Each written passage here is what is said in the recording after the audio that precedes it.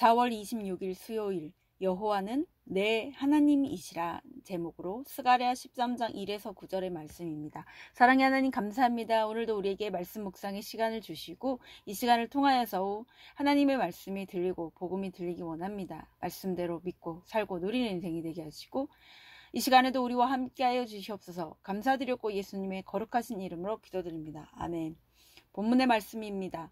그날에 죄와 더러움을 씻는 셈이 다윗의 족속과 예루살렘 주민을 위하여 열리리라. 만군의 여호와가 말하노라. 그날에 내가 우상의 이름을 이 땅에서 끊어서 기억도 되지 못하게 할 것이며 거짓 선지자와 더러운 귀신을 이 땅에서 떠나게 할 것이라. 사람이 아직도 예언할 것 같으면 그 낳은 부모가 그에게 이르기를 내가 여호와의 이름을 빙자하여 거짓말을 하니 살지 못하리라 하고 낳은 부모가 그가 예언할 때 칼로 그를 찌르리라.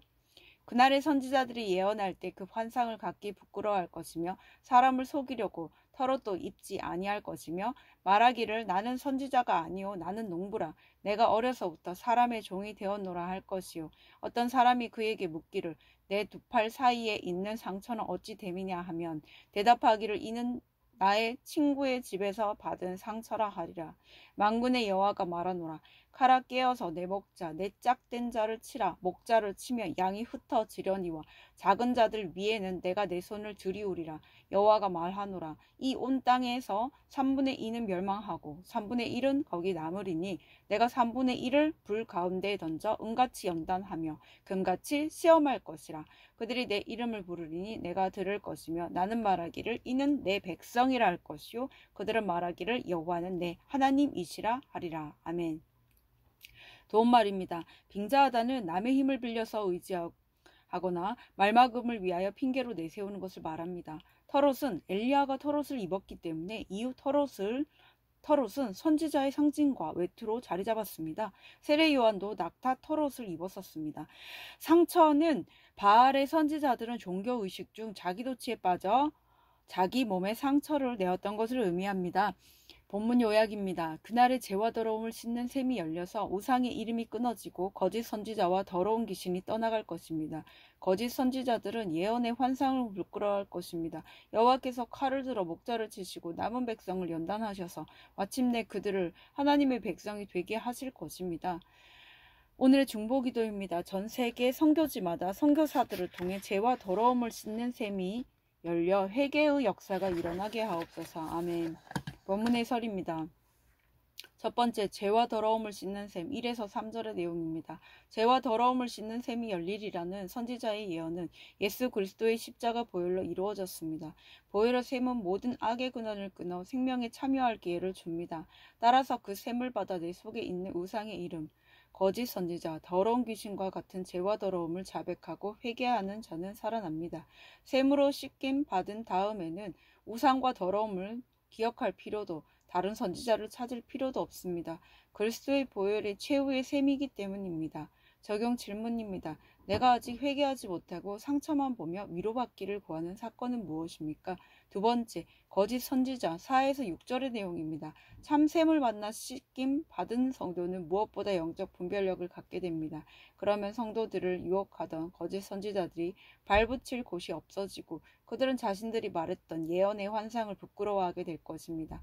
또한 선지자로 보이려고 입었던 털옷도 벗게 됩니다. 그들은 거짓 예언을 하면서 스스로 황홀경에 빠져 자해한 상처를 친구의 집에서 받은 상처라고 둘러댔습니다. 그러나 회개하고 참샘을 만난 성도들의 영적 분별력 덕분에 이들의 거짓 예언의 환상, 위장의 털옷, 자기도취의 상처는 결코 발붙일 데가 없어집니다. 적용 질문입니다.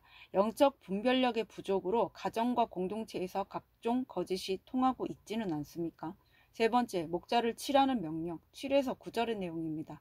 하나님은 내 목자, 내 짝된 자를 치시기까지 우리를 사랑하시기에 그를 세상의 칼에 내어주어 죽게 하셨습니다. 세상과 하나 된 우리 죄를 밝히시고 죄는 대가를 치르야 함을 알려주시고자 예수님을 세상에 내어주신 것입니다.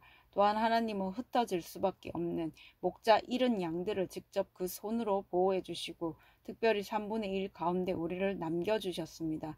그래도 여전히 세상과 하나 되어 있는 나를 연단해 가심으로 마침내 여호와는 내 하나님이시라고 고백하게 하실 것입니다. 적용 질문입니다. 하나님의 연단으로 지금 내가 겪고 있는 어려움은 무엇입니까? 오늘 기도하기는 내 속에 있는 우상의 이름 거짓 선지자, 더러운 귀신과 같은 죄와 더러움의 근원을 회개함으로 하나님이 열어주신 샘을 받게 하옵소서. 영적 분별력을 가져 가정과 공동체의 거짓이 통하지 않게 하옵소서. 하나님의 시간까지 인내하고 연단되어 여호와를 내 하나님이라 고백하게 하옵소서. 아멘.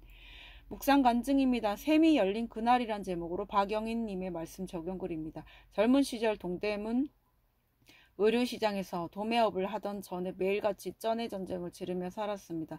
교회를 다니면서도 하나님보다 돈을 우위에 두고 거짓 선지자와 더러운 귀신의 종노릇을 했습니다.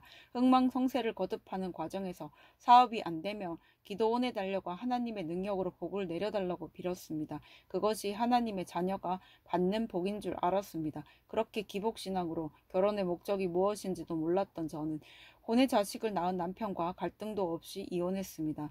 그 의지하던 사업장이 다 망해 사방이 막히고 나서야 말씀이 있는 예배 공동체에 속하게 되었습니다. 교회에서 양육을 받으면서 예수님을 인격적으로 만났고 구속사의 말씀을 들으며 저의 불신결혼과 이혼의 죄, 물질과 자녀의 우상을 회개했습니다. 그러다 4년 전에 큰아들이 병원에서 CT 촬영을 하기 위해 조영제를 투여받았다가 3시간 만에 돌연사하는 청천벽력 같은 사건이 찾아왔습니다.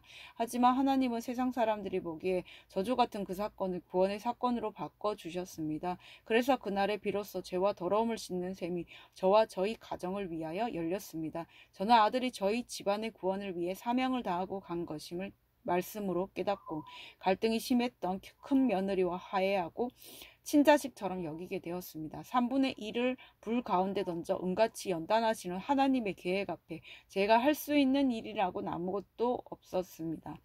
그저 주의 이름을 부르며 재앙 가운데 찾아오신 주님을 영접하는 일뿐이었습니다.